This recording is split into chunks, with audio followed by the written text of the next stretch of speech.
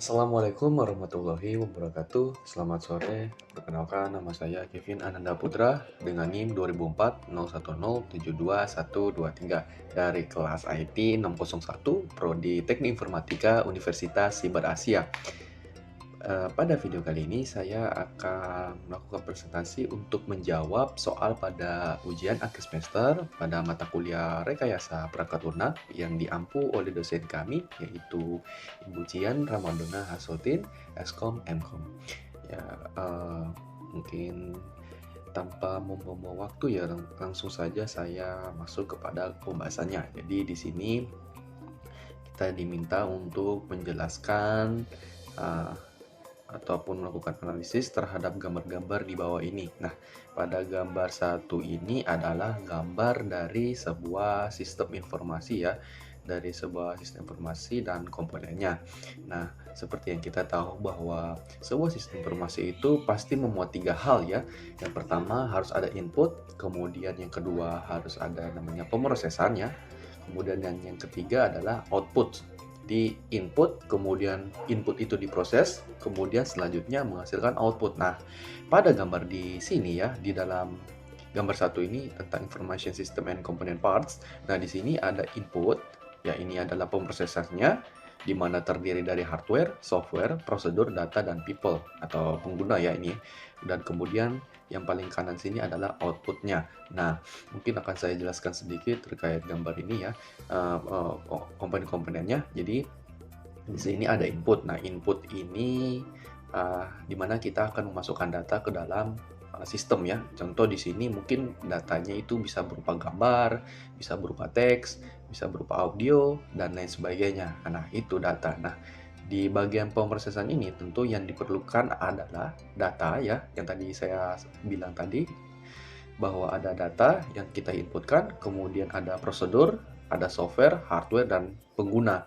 Nah, jadi 2, 4, 5 komponen ini adalah komponen pemrosesan, di mana mereka inilah yang akan melakukan pemrosesan, di mana software ya, input yang kita masukkan ke dalam software. Nah, software itu akan melakukan analisa, kemudian mengkalkulasi menggunakan algoritma atau prosedur yang telah dimasukkan ke dalam software tersebut. Nah, nanti software itu akan menghasilkan output berdasarkan fungsi dari si software itu sendiri. Nah, misalkan saya mempunyai software editing ya, seperti Adobe Premiere Pro atau mungkin Filmora ya, itu yang aplikasi editing video. Nah, ketika saya menggunakan aplikasi itu, tentu yang hanya saya bisa lakukan adalah mengedit video ya, bukan mengelola teks ya, seperti Word itu tidak bisa ya.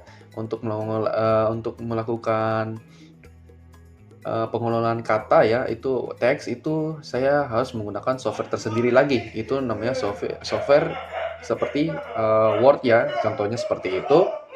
Nah, software itu tentu membutuhkan hardware. Jadi mereka tuh di sini saling berkaitan satu sama lain untuk menghasilkan output. Nah, seperti output ini sendiri ya. Nah, untuk output sendiri itu adalah keluaran. Jadi hasil apa yang telah diproses di dalam bagian sini ya, di bagian customer support system. Ya, itu sekian untuk jawaban dari gambar satu. Selanjutnya kita akan masuk pada gambar kedua, yaitu tentang sistem boundary dan automation boundary. Nah, boundary sendiri ini setelah saya searching ya, memang jadi setelah saya searching bahwa boundary ini adalah batasan ya. Jadi di sini ada dua batasan, yaitu ada batasan sistem dan ada automation boundary atau batasan otomatis. Nah, maksudnya adalah begini. Di gambar ini ya, ini adalah environment surrounding the system, artinya lingkungan di sekitar sistem ya. Ini ada sistem boundary di bagian paling luar, dan kemudian ada automation boundary. Nah, sistem boundary ini lebih ke arah manual part of the system, task completed by people. Jadi pekerjaan-pekerjaan manual itu akan diselesaikan oleh manusia ya. Dan untuk automation boundary ini ada lebih ke otomisasi ya, part of the system task completed by the computer. Jadi beberapa pekerjaan itu akan diselesaikan secara otomatis oleh komputer. Nah, mungkin akan saya ambil contoh seperti di perusahaan otomotif ya, ketika kita ingin mohon maaf, maksudnya ketika dia memproduksi satu buah kendaraan ya, misalkan kita ambil contoh sebagai motor saja ya, kita ambil di bagian otomotif motor ya, di mana nanti itu yang melakukan pekerjaan manual itu manusia, misalkan seperti perakitan suku cadang tertentu seperti pengapiannya ya, kemudian seperti pemasangan beberapa baut yang di bodi motor itu masih dikerjakan oleh manusia karena itu membutuhkan, ketelitian yang tinggi dan itu tidak bisa diselesaikan oleh komputer. Maka dari itu ada yang namanya sistem boundary di bagian luar ini. Nah, kemudian dalam sistem boundary itu ada, automation boundary. Nah, automation boundary ini adalah robot-robot yang bekerja di dalam perusahaan otomotif tersebut. Nah, mereka itu tugasnya adalah mengerjakan beberapa bagian secara otomatis, misalkan ya untuk perakitan, ban ya atau mesin itu untuk sekarang memang sudah ada komputer juga yang mengerjakannya. Nah, jadi, si automation boundary ini juga, satu hal lagi, automation boundary ini masih dipantau oleh sistem boundary. Artinya automation boundary ini masih dipantau oleh manusia, ya. Automation boundary ini masih dipantau oleh manusia, di mana komputer itu, dipantau oleh manusia agar, komputer itu bisa menjalankan tugas sesuai dengan, keinginan organisasi ya. Misalkan tadi seperti, produsen otomotif, di mana komputer itu dibuat sedemikian rupa untuk, melaksanakan tugasnya untuk, melakukan otomisasi pada pekerjaan membuat ataupun merakit mesin motor. Nah, seperti itu. Nah, orang yang menjaga ini biasanya orang yang memantau ini biasanya seperti tenaga IT ya, atau mungkin engineer-nya. Nah, itu adalah orang-orang yang ini, memerhatikan automation boundary, seperti itu. Jadi inilah, jawaban untuk gambar 2. Selanjutnya kita akan masuk ke gambar ketiga, yaitu terkait activity diagram simbol. Nah, di sini adalah sebuah contoh dari diagram activity diagram, mohon maaf. Nah, di sini terdiri dari beberapa simbol yang mungkin akan saya jelaskan ya. Nah, di sini ada swim lane. Swim lane ini, seperti penunjuk objek ya. Aktivitas yang ada di dalam objek itu nanti, ditunjukkan dari swim lane ini. Jadi misalkan ya, mohon maaf maksudnya, seperti manajer ini ya, kita lihat swim lane manager ini, di mana manajer itu dia memiliki aktivitas yaitu review finansial dan prepare report. Nah, seperti itu contohnya. Ataupun misalkan di sini kita mempunyai swim lane, karyawan ya, misalkan karyawan melakukan review finansial dan prepare report. Nah, seperti itu contohnya. Jadi dia itu menggambarkan, objek yang menggambarkan sebuah aktivitas ya, seperti itu. Nah, di sini kita bisa lihat ada simbol berikut yaitu starting activity. Nah, tentu di dalam sebuah activity diagram ataupun diagram lain itu memiliki sebuah starting activity yang digambarkan dengan bulat hitam seperti ini. Kemudian ada transition arrow. Nah, transition arrow ini seperti navigasi aja ya, seperti itu. Navigasi di mana dari aktivitas satu dilanjutkan ke aktivitas berikut ditunjukkan dengan transition arrow. Nah, seperti itu. Kemudian ada activity. Nah, ini yang gambar simbol seperti kapsul ini, nah itu adalah gambaran dari aktivitas. Nah, jadi simbol ini menunjukkan aktivitas. Nah, contoh ini ada dua aktivitas. Di sini kita lihat ada review financial dan prepare report. Itu adalah aktivitasnya. Kemudian diakhiri dengan ending activity. Jadi sebuah aktivitas ketika ingin diakhiri, maka harus menambahkan ending activity. Nah, simbolnya seperti ini di mana ada bulat hitam, kemudian di luarnya ada lingkaran hitam lagi, garis seperti ini. Nah, contohnya seperti itu. Selanjutnya kita akan lanjut di bagian synchronization bagian split. Nah, sesuai dengan namanya split, ini adalah membagi di mana data ini nanti dibagi ke dalam dua aktivitas ya, dibagi dalam dua aktivitas yang berjalan dalam satu waktu, di mana ada aktivitas 1 dan aktivitas 2. Kemudian nanti kedua aktivitas ini akan digabungkan dengan synchronization bar join. Nah, sesuai namanya join adalah menggabungkan. Seperti itu. Ya, berikut ada decision activity. Nah, decision activity ini seperti keputusan ya, keputusan sistem di mana jika no itu nanti hal apa yang akan dilakukan dan jika yes itu hal apa yang akan dilakukan. Nah, mungkin sebagai contoh, saya coba pakai ini saja ya, Paint. Mungkin saya kasih contoh saja seperti ini. Saya kasih contoh, misalkan ya, kita mempunyai aktivitas yang namanya baca buku, misalkan ya. Mohon maaf kalau tulisannya jelek ya. Nah, ini adalah sebuah aktivitas dengan simbol dia kapsul, kemudian nanti di sini ada decision yang tadi. Oh, ternyata sini ya. Mohon maaf. Iya, mohon maaf, ini saya hapus saja.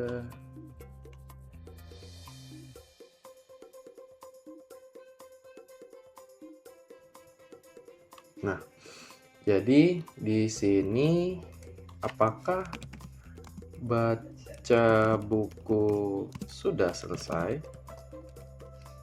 Nah, jadi decision kita adalah di sini. Decision kita adalah apakah baca buku sudah selesai? Nah, kalau misalkan belum selesai ya, ini yes, ini no. Jika ini maksudnya decision seperti ini. Jadi ketika opsi adalah no atau tidak, maka nanti kita akan dikembalikan ke proses sebelumnya atau bisa proses yang lain ya. Ini cuma sebagai contoh ya. Jadi ketika kita sudah melakukan baca buku, lalu kita masuk ke decision ya. Kemudian decision-nya menyatakan apakah baca buku sudah selesai, dan jika baca buku belum selesai, maka kita akan kembali lagi ke proses yang ditunjukkan dengan simbol transition arrow ya. Transition arrow seperti ini. Dan apakah baca buku sudah selesai? Jika selesai, maka transition arrow akan mengarahkan kita kepada selesai baca buku. Seperti itu. Contoh dari decision. Jadi dia bisa menampilkan dua buah proses ya, dua buah proses, di mana no itu nanti seperti apa, yes itu seperti apa. Nah, itu contoh dari decision activity. Nah, ini ada juga another way to show decision. Jadi ini seperti satu aktivitas yang menggambarkan dua buah keputusan ya. Nah, mungkin ini lebih tepatnya kayak kita punya sebuah aktivitas tapi memiliki dua buah keputusan ya, dua keputusan yang tertampil dalam satu aktivitas. Nah, jadi seperti itu untuk gambaran dari jawaban nomor 3 terkait activity diagram symbol. Selanjutnya kita akan masuk ke gambar yang terakhir ya. Kita akan masuk ke gambar yang terakhir, yang keempat, terkait activity diagram that models our workflow. Nah, di sini ada sebuah diagram alir dari sebuah activity diagram di mana ada swimlane-nya adalah customer, sales person, technical expert, dan sistem. Nah, jadi untuk gambarannya seperti ini. Di sini ada customer ya. Sistem akan dimulai dari customer. Nah, dari customer ini dia melakukan request code. Nah, dia melakukan request atau penawaran ya, melakukan penawaran. Kemudian selanjutnya aktivitas dilanjutkan ke salesperson, di mana salesperson akan membuat catatan untuk kebutuhan dari si customer. Nah, jadi customer tadi membutuhkan apa nanti akan dicatat oleh si salesperson. Nah, di sini selanjutnya aktivitas lanjut ke decision activity, di mana ada no dan yes. Nah, jika yes, maka aktivitas akan dilanjutkan oleh technical expert, di mana technical expert akan mengecek ya kebutuhan dari si customer tadi ya, kebutuhan ini ya, mengecek kebutuhannya. Kemudian jika no atau tidak, maka data-data dari si customer tadi akan disimpan ya, akan diinput ke dalam sistem seperti itu. Nah, kita lanjut ya. Kita lanjut tadi yang kalau jika dia membutuhkan bantuan, jika si salesperson membutuhkan bantuan, yes, jawabannya yes, maka technical expert akan mengecek kebutuhannya, kemudian technical expert akan membantu mengisi data customer ke dalam sistem. Dan jika si salesperson tidak membutuhkan bantuan, maka secara otomatis si salesperson langsung memasukkan data ke dalam sistem. Nah, nanti di dalam sistem ini ada aktivitas yaitu calculated quote, di mana si sistem akan mengkalkulasi atau melakukan pemrosesan terhadap data yang dikirimkan sebelumnya ya. Kemudian selanjutnya aktivitas akan diarahkan kepada customer di mana sistem akan menampilkan penawaran kepada customer ya. Dia akan menunjukkan penawaran dari si customer tadi. Jika ada perubahan yang diperlukan, nah maka proses akan dikembalikan ke salesperson di mana salesperson akan melakukan aktivitas eh, sebelumnya ya, melakukan aktivitas develop notes of the requirements. Jadi dia akan mengulangi lagi aktivitas ini sampai dengan si customer tidak ingin adanya perubahan lagi. Nah, jika customer tidak ingin merubah penawarannya, maka aktivitas dilanjutkan ke accept quote as order. Jadi si customer me, im- eh, jadi si customer akan menerima penawarannya sebagai sebuah order ya. Nah, maka aktivitas selesai seperti itu. Jadi di bagian decision ini ada 2 decision ya yang kita perhatikan. Tadi saya sudah sebutkan bahwa review jadi si sistem akan menunjukkan penawaran kepada customer. Jika customer membutuhkan perubahan, maka ini yes ya. Jika decisionnya yes atau iya, maka perubahan itu nanti dilakukan oleh salesperson di mana salesperson akan mencatat ulang kebutuhan dari si customer, dan jika tidak, maka eh, penawaran akan diterima sebagai sebuah order ya. Kemudian aktivitas selesai dengan diberikan simbol bulat hitam dan garis lingkaran hitam di luar seperti ini. Ya baik, sekian presentasi jawaban yang dapat saya sampaikan pada video kali ini. Mohon maaf sebesar-besarnya apabila ada kesalahan ataupun kekurangan dalam penyampaiannya. Saya mohon maaf dan terima kasih atas perhatiannya. Assalamualaikum warahmatullahi wabarakatuh.